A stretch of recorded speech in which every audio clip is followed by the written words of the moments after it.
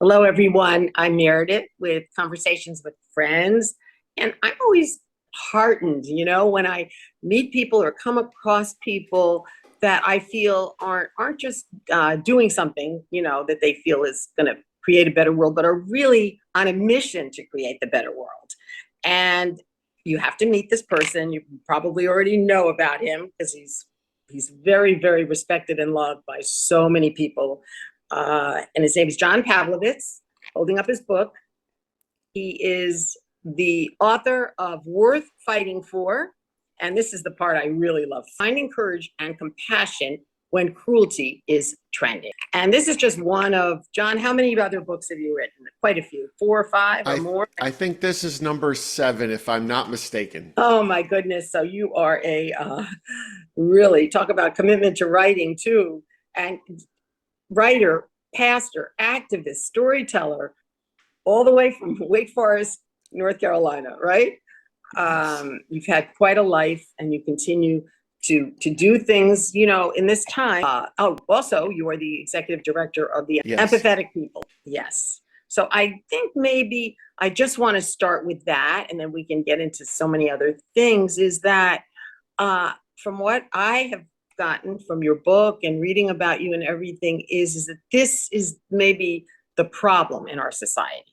The reason why there is so much hopelessness and fear and dislike, and we could go on, is have we lost our empathy? Have we lost our concern and our caring for others? Yes, I think in doing this work, and I'm fortunate that I'm able to travel around the country, both in person and online. And for really the past decade, I have been what I would call a collector of stories, kind of a war correspondent.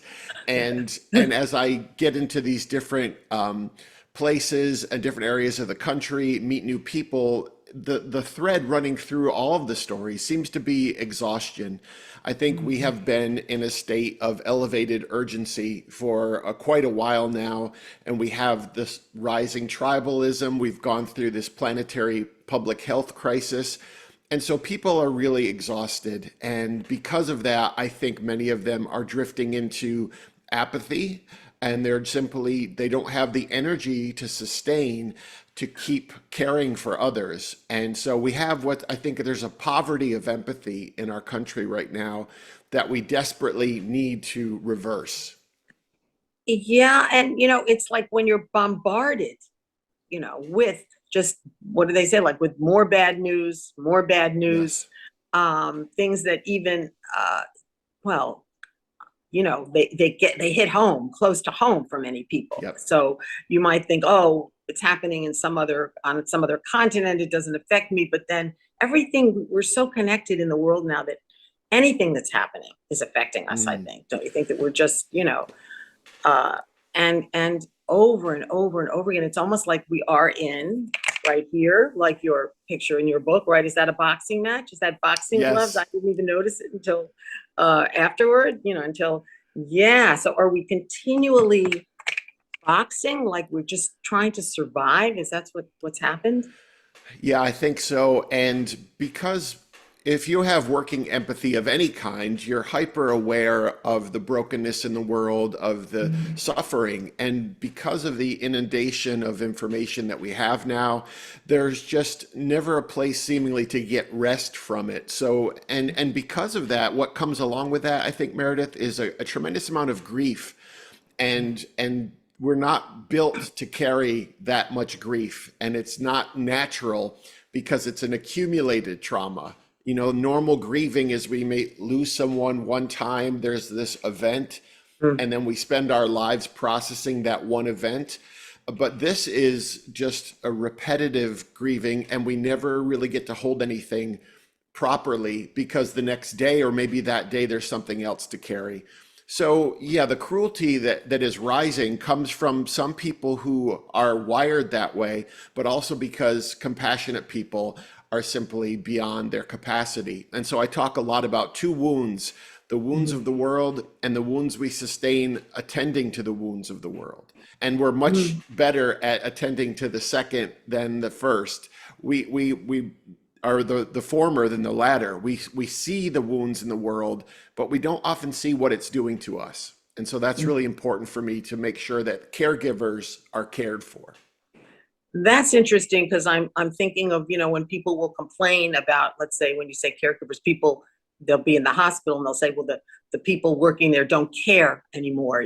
They just treat you. Mm, And I've heard that many times, where they'll say yep. they don't care, or maybe they've met one person that works in the hospital that seems to still have this sense of caring.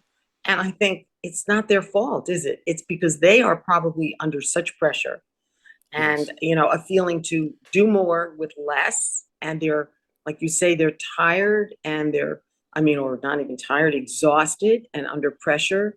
And their inner worlds with, they might have kids at home that they've got to get Yes. home in time, and they can't. And so everybody's, is it almost like people are suffering in some way? Not everyone, some people have figured it out. Mm. Is So the empathetic network, is that a way for people to start to kind of heal whatever they've been through, and to say, okay, I can I can change this. I can create change in my life. I don't have to live like this, with Right. either hatred or dislike or hope. This hopelessness to me is, it's very frightening to me when you get up and if you get up and you don't feel hope. Uh, because what's the point Yes. if you don't if you don't can't hope for something better? Right. And I think, well, for me, what Empathetic People Network was designed to do was for years now, I've had people coming to me and assembling around the writing. So whether they're religious or not, regardless of their politics or their life stage, there's something about the writing that brought them together. But I wanted to do more than just simply gather people around me as a writer. I wanted to connect them in relationship, because what we talk about a lot is how medicinal community is. And so that was an effort to say, if you can have people and you don't have to necessarily be geographically close to them to have emotional proximity to them. And so what I love about the network is it's a place where people can come and wrestle with difficult questions, whether that is on faith or politics or parenting. We talk about grief, we talk about creativity, and it's really just a place for people who are like-hearted to share life together, and that always helps us. So beautiful. I mean, just the way you have just said it. Uh, what I'm taking from that is that you feel like you're not alone, Mm, because often we feel like, oh, people feel that we're alone, like people don't care out there, or they're, yep, I've heard that's people right. even, where I used to work for so many years, feeling that the bosses didn't care, or that, whatever they picked, it could be the Hmm. people that worked for them didn't care. This feeling of just, I'm all alone. But when you have been in community for your entire life, your career, right? Yeah, Even before right. your writing and what you're doing now. And so you understand how important it is. But a lot of people are in community, and often it's they're continuing to just confirm what, some of the bad things that they already believe, right? Whether it's Right. racist or this or that, or dislike for the country, or dislike for some group or whatever. I mean, and that's not the kind of community we're talking about at all, right? Right. It's And in community of fact, love.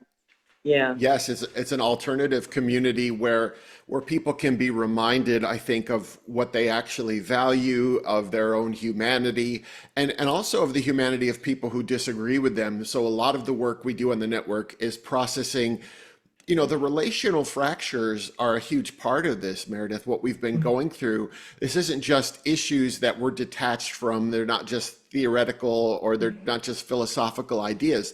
This all kind of settles down to our relationships with our family members and our friends and neighbors and coworkers. And so we do so much work there to try to remain pliable, have our hearts pliable enough to still embrace people we disagree with, which is a huge challenge. So that you actually do write about that, don't you? Just Mm, how do we deal with people that I don't remember which chapter. There's a few of them.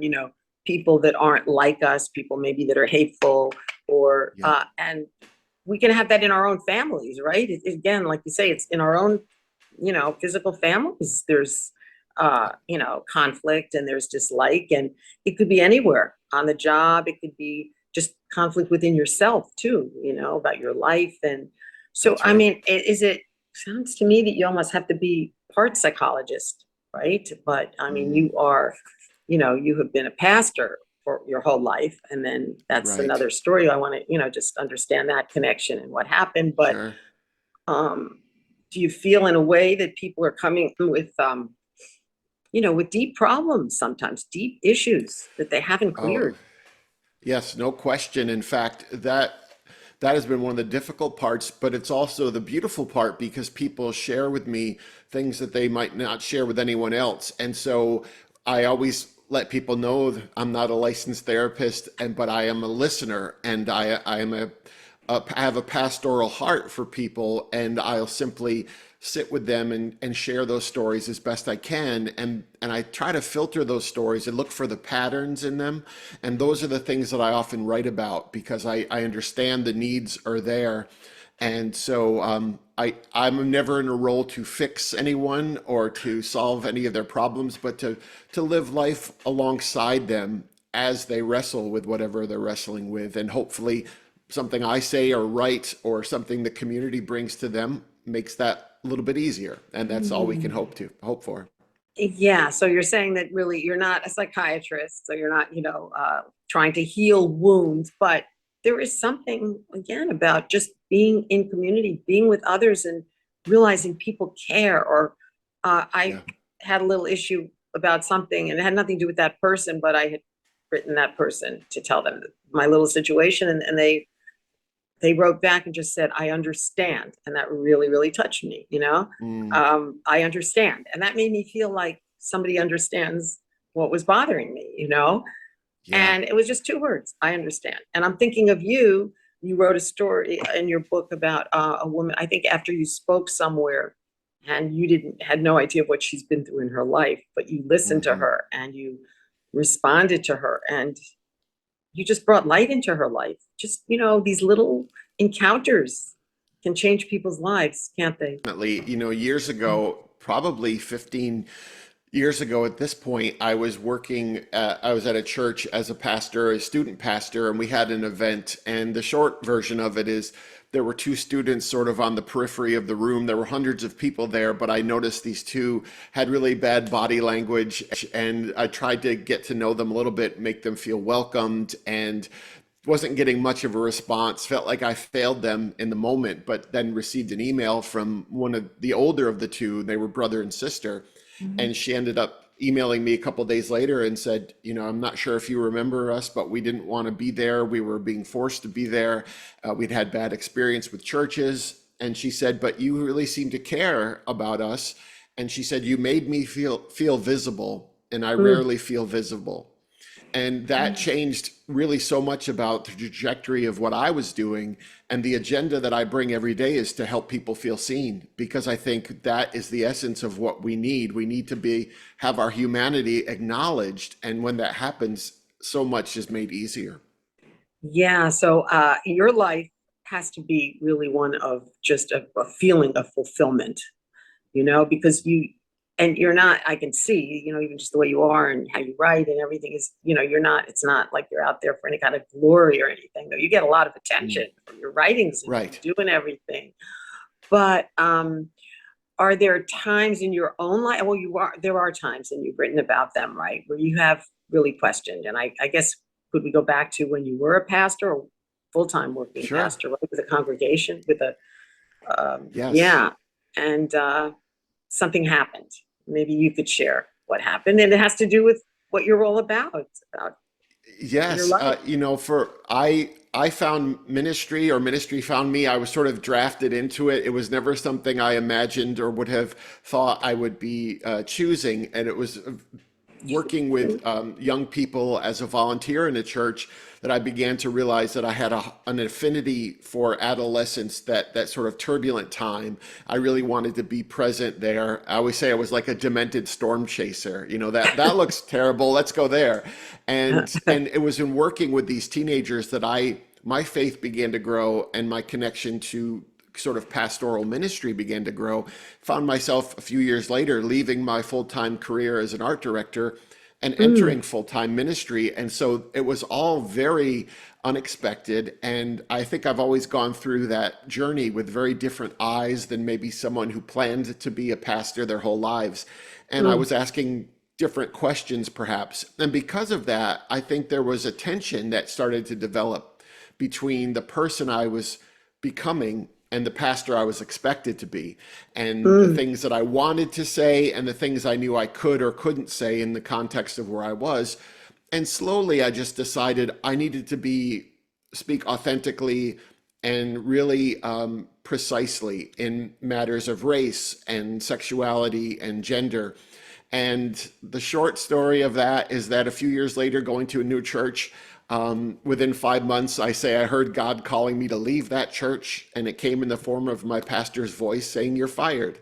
mm, And and for mm. me, it was a realization, something that I knew was probably going to come, but it was that I no longer fit in that environment. But I had to decide, was I still done caring for people? Obviously not. So I just kept going, kept writing, kept meeting with people. And that led me to the good fortune of having this national platform, which has been completely, as you said, completely unexpected. And it's quite unusual and unnatural, to have some, to be talking about things that are very personal in a very public way. It's a really delicate balance to do that. Yeah, but you obviously, having been a pastor, and you are a pastor, I mean, you're very sensitive to, probably, and aware of what you can say and what you can't say. I mean, or what might not be appropriate, let's say. Yeah. But I mean, I'm wondering, I mean, I'm just thinking about, sometimes we encounter people, or maybe not even sometimes, but I know it happens to be where I'm listening to somebody that is just so, not hatred, but judging another, Hmm. people from another country, from another religion, and we could call it racist or anti-Semitic or anti anything, Yes. anti whatever. And I sometimes, and you do write a bit about that in your book, is what do you say to people that clearly to you don't, aren't what you're all about? Do you speak Mm. out? And I'm not even talking about before a whole group of people, but one to Yes. one, because this happens. This happens at family gatherings, right? Comes to Right. politics, people end up not talking to each other because family members, because they're on different sides. Do we speak out? Do we say what we want to say? Or are we supposed to be just creating harmony and love? And Mm. what are your thoughts on that? Well, Meredith, I think caring people who are engaged in the world, I think we're always living in a tension between our convictions and our relationships. Mm, Sometimes those things are compatible, but often they're not. And we have to make a choice at different times. Are we going to lean into our values and kind of assert those, or are we going to lean into the relationship that we're trying to preserve or to mm, keep stabilized? And so sometimes we have to choose one or the other, and it's almost an hourly endeavor to look for where the wisdom is. And in my journey, I've lost all sorts of people, whether it's, people in my former churches or family members or friends because of my outspoken nature. mm, But for me, that's often been what I would say is the acceptable collateral damage of being my most authentic self. And so mm. I'm always trying to encourage people to make sure that they live from that place, because we don't have a lot of time here. And we don't, because of that, we should be really fiercely protecting what we value. And that is both ideas and people. And so that's a difficult balance. That is really interesting when you say, because you do start the book out, I think, one of the, at the beginning with, we don't have a lot of time here. And that was Mm, really a good way to start, to begin, yeah, because it just kind of woke me up to something I already know, but how valuable every moment is, isn't it? Our lives are so valuable, and we're caught up in things that, like, tomorrow we could be gone, and we see it mm, all the time, but often we're right. not really feeling it for ourselves. So, is it important That's to right. be in the moment like that to feel? I'm not saying, well, today I'm going to die, but it should be like every moment is really, this is it. This is my time right now. Yes. Yeah, to I think be who there's I a am or there. do what I feel, Yeah, I think there's a gratitude that really helps. It's about seeing that this moment it is a gift that we have, and so I don't want to squander it. And so for me, squandering it might mean being silent when I should speak, or trying to understand someone when I'd rather write them off. So it works in a variety of ways.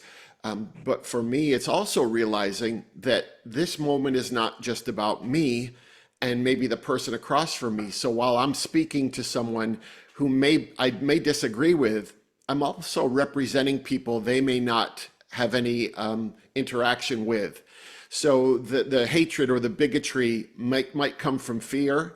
It might come from a lack of understanding about what it's like to be an immigrant or a person of color. And so I'm trying to make sure that I at least represent some of those human beings who may not be in the conversation. So that's part of our job too, is to advocate for others, because other people are under duress and they have a short time on the planet too. So we want to make their experience as beautiful as it can be. So that's part of why we press into difficult conversations. so it's important and to be aware, of our conversations. And I mean, I often feel maybe it also is not what we say, but it's how we say it. If we say it belligerently or, Mm, kind of attacking that person and the people maybe that they associate with, then there's going to be friction and they're going to walk away with a bad feeling. So yeah. would you say that in a sense, people should walk away with, you might have said something that you believe in, and maybe I think there's nothing wrong with that, but you have to be coming from love and they feel that you Most love them and you care for them, even if you don't agree, you're not on the same side. Most certainly. And that's the one of the greatest challenges, because these are things that you and we care deeply about. The people across from us care deeply about them. So no one is going through this haphazardly. And so we all have convictions that we have developed over time. And so part of what we do is, when we're effective, is when we're respecting the story of the other person, the journey they've taken. We don't have to Mm. agree with their conclusions, but we have to respect their story and how they got to where they are. And one of the worst things that we can do is to dehumanize another person, turn them into a stereotype or a caricature. And Mm. we have to stay curious about not just what they believe or how they vote or whatever, but why they believe what they believe, why they advocate for what they do, because we want to be what I call a student of other people. And that's important no matter where we line up. Yeah, and we don't know what people have been through. We don't know if they were raised in a family where, they learn things that, you think are terrible, and but that's all they know, right? And Yes. how do you shift that? And how do you maybe just open the window or the door just a little bit but Mm, I'm thinking really for people to feel like you care about them, or even though you're not on the same side, you care. And I think that's what yeah. your organization is all about, empathy, caring. Yeah. So how do you feel? Do you feel like I'm sure then you have seen many people change. They come to you, they come to, the network, and they come maybe not feeling these things, feeling hopeless about life, about their relationships. They've had bad relationships. Yes. They're not fulfilled. And then maybe just something happens to them, almost like a realization that they have when they either meet you or they learn about what you're doing or they read one of your books. Yeah, I think what happens is we look at our own experience and we understand that we are not ever fixed. We're always moving and evolving and learning new things and having different experiences, and that should hopefully change us because it gives us new information and better questions. But our opinions on anything, whether it's immigration or healthcare or gun violence, it hasn't formed in a single moment. And so we've had time to alter our course slowly. And what we usually want with people we disagree with is we want them to change in real time. We want them to have that epiphany and then, have the wisdom to agree with us. And the truth is, we just have a moment with people and we're trying to give them an exchange that is part of their evolution, is part of their progression that we may not even see. So that's the other part of this. There's an impatience we have with people, and we have to let go of that. Yeah. So, oh, I like what you're saying is we have a moment with so many people, don't we? I mean, Mm, just a moment. And so we can either create something that's even for a moment that feels good, or yeah. we create something that's, it could even be in the supermarket, with the cashier, I mean, it could be, you have Yes. that moment. Do you make people feel good for a moment, or do you, complain or you're in a rush? And so Yes. what I'm taking from you is it's a lot of self-awareness, isn't it? Aware of Yes. not so much what they're doing, but what's going on inside of me. That's right. And for me, one of the most difficult questions, but the most important, is to keep saying, what is my motive here? What am I trying to do? And when I'm having an exchange with someone, whether in person or on social media, am I trying to give them information they don't have that I think they should have? Am I trying to help them understand the world, or am I just trying to humiliate them or to, insult them? Because it can be very difficult to know because we get so passionately involved. So continually checking our motives, I think, is really important. And the more self-aware you are, the more you realize, oh, this was not a pure exchange that I just had, and this was more about me and my anger, because that's part of this too. We talk about a lot on the network and in my writing. I think fear, grief, and loneliness are really powerful forces on all of us. We're Uh-huh. always all experiencing those. And it's important to remember that the people across from us are as well, whether we agree with them or not. Even people we think we're diametrically opposite, they're experiencing grief, fear, and loneliness as well. So we want to be sensitive to that, that they're living a life, they're living in a day they've never been to as well as we are. So maybe just being present with people and just being there with people, for people, no judgment, no trying to change anybody. I mean, I think maybe that, as I'm listening to, that's what I'm feeling is it's not about, trying to give, tell somebody my opinion. I mean, like trying to change the way they think about something, whether it's Yeah. politics or religion or, everything. And I guess you have learned this. I mean, to me, this didn't just happen to you, all of this knowledge Mm. and this wisdom that you have. It was over a long period of time. Do you now have And a getting it. practice like, and what?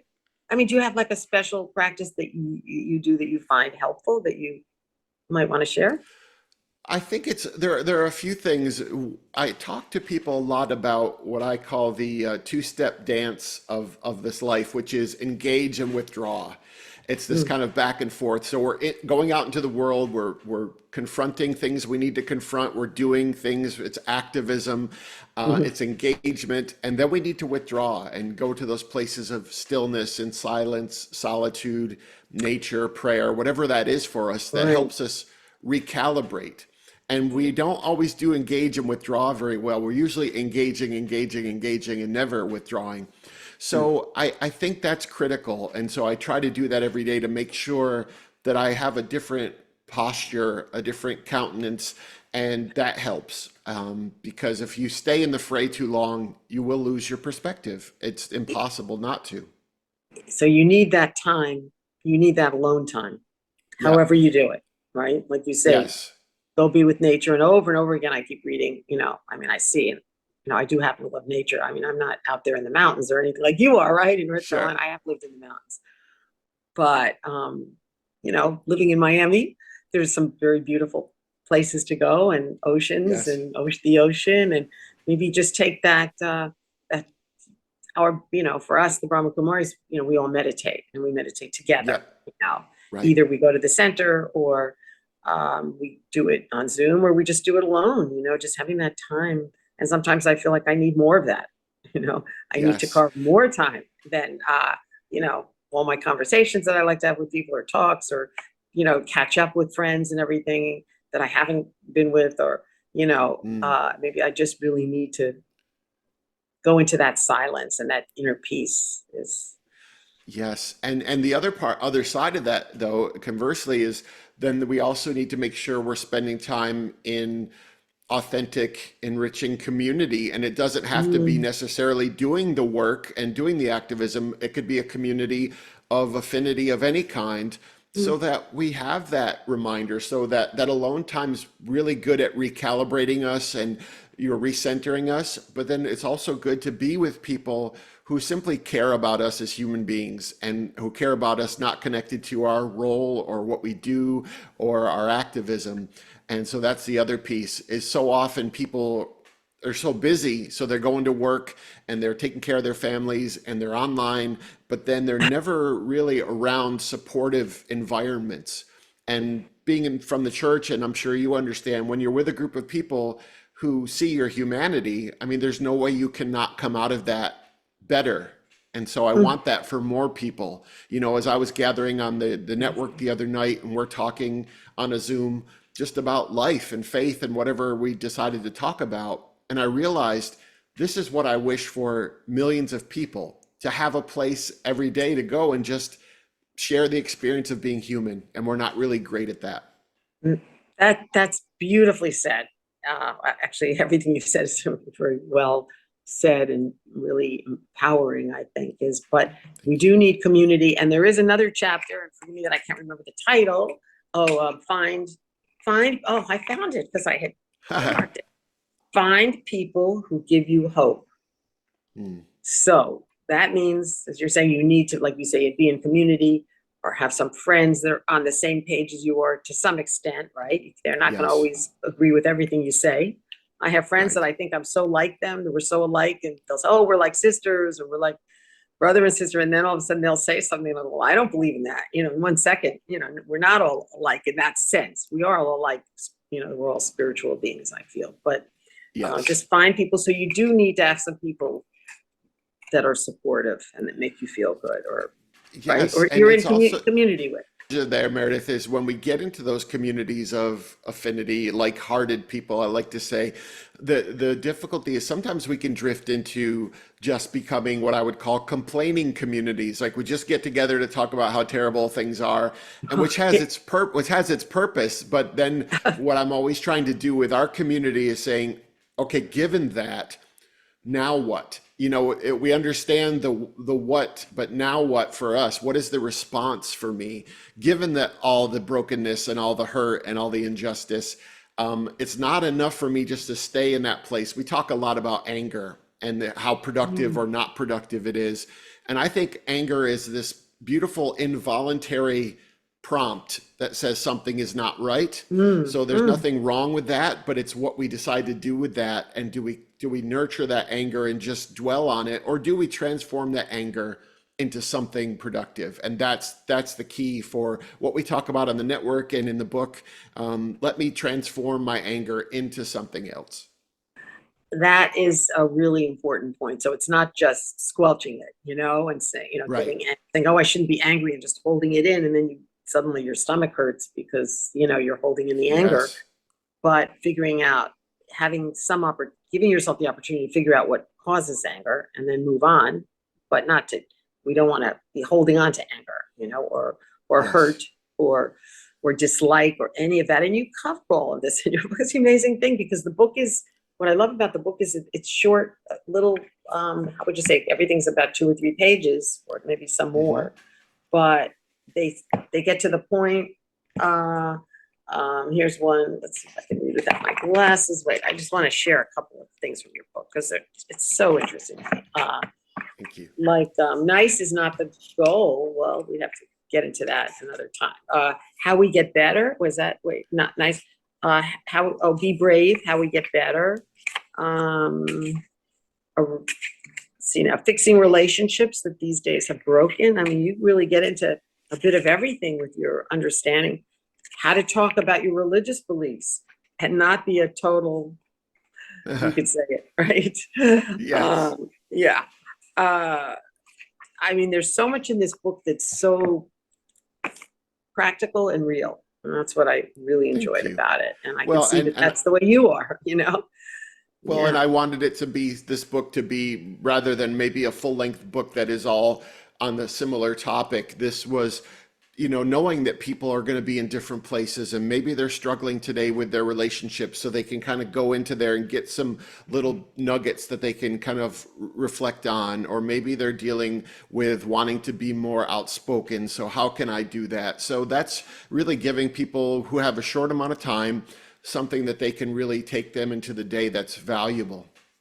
Yeah, and it's not just a thought for the day. It's, it's thought for the days Yep. are good, but these are, this you get more in depth and you get to the Mhm. point and give some examples, some of your stories about people you've, been involved with, met, even after you give a talk and somebody comes up to you a lot. There's a lot in this book, but I can see, I can see why you are so fulfilled. And Mm. I think and that you can help others fulfill them, become more fulfilled in life. So we don't, so how do, I see what you're doing, but do you feel in a way that this is the time for spreading these kinds of things for different groups, to really, really, encourage people to be compassionate? And maybe if we could focus on that as a world, compassion and empathy and just caring, right? Is just to Yes. care.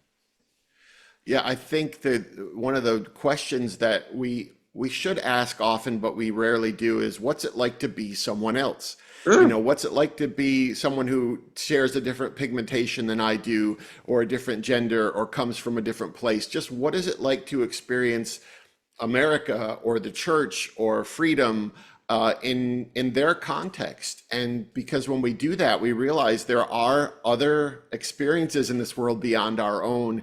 We get outside of our story and into the stories of other people. And I think the more we do that, I talk a lot about in the book that we have two things at all times: proximity and agency. So we are mm, somewhere and we can always do something. And so it's that small and close and here and now. If we do those small acts of compassion and kindness and seeing people, if we all do that, well, we can look at a world maybe a few years down the road that will be in a much better condition than it is right now. And these are things that are not going to trend nationally. They're not going to make the news, but there are these small, beautifully subversive acts that change the trajectory of people's lives. And you know what I find, and then we've gone way over time, I'm sure, but Okay. what I find is when you meet others who think this way, and they could be with a completely different organization, or they've gotten it through reading or their own experiences, you're on the same page. So Mm. I think the more that we can get into this, experience and really and own it, really own this way of looking at life, about how important compassion is and how important it is for us to be able to be of service to the world. We're just going to be surrounded by people wherever we go that are either waiting to hear this or already on the Mm. path. And it feels good, doesn't it? Yes. It really feels Yes, good. and I Yeah. think it helps give people a sense of foundness, Hmm. because there's often sort of a loneliness to, like we said earlier, I'm the only one who feels this way, or no one cares about things the way I do. And so things like the writing or the network are ways to say, no, that's not true. There's a story in your head that tells you that, and you need to, remove that story and realize that there are millions of people who are feeling the same prompts, asking the same questions, frustrated by the same things. So begin to try to connect with those people and do good work in the world. That's the only way things are going to change. Do That's good right. work, care, and just keep going And repeat. Yes. and keep doing it. Keep doing it. Don't say, well, it didn't Yes. work today. Somebody was nasty. Just keep going. And you've obviously done that, and you've been just gathering a lot more people, a lot more people. So you're changing lives. And a lot of other people are doing this in the world at some level. Maybe not like what Yes. you're doing, but there's a lot of this changes in the air, isn't it? Some kind of a It really is. powerful, positive change. And we should hold on to that. John, it's Most just a definitely. pleasure to get to interview you. And thank you for taking the time. You're busy, probably working Oh, on your next Meredith, book or your next, yeah. So it's been a again, joy. It's it's been a really wonderful to get some time with you, and just appreciate what you're doing and the way that you're trying to radiate kindness in the world. And that's what we're here to do, right? thank you. And I feel very lucky that I've been able to meet people like what you're talking about over the years and learn what doesn't work in my life and learn what works. But it's all Yes. because of other people, teachers, spiritual teachers and meditation teachers, just people that and the Brahma Kumaris have really made a big difference in my life. But meeting other Mm, people from, it doesn't matter what organization right. you're with, it really doesn't. You feel a connection with people that do feel these things, do understand these Yes. things. You're definitely one, and you're leading the way. So thank you, John. Thank you so Thank much. you.